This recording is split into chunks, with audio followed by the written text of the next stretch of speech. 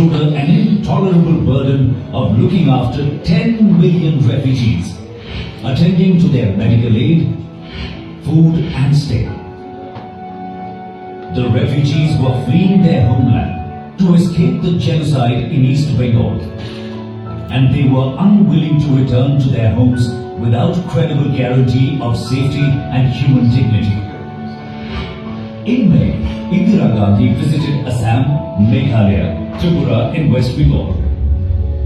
The visit was to personally convey her sympathy and solidarity, besides to supervise arrangements like pitching thousands of tents for setting up temporary shelters for the refugees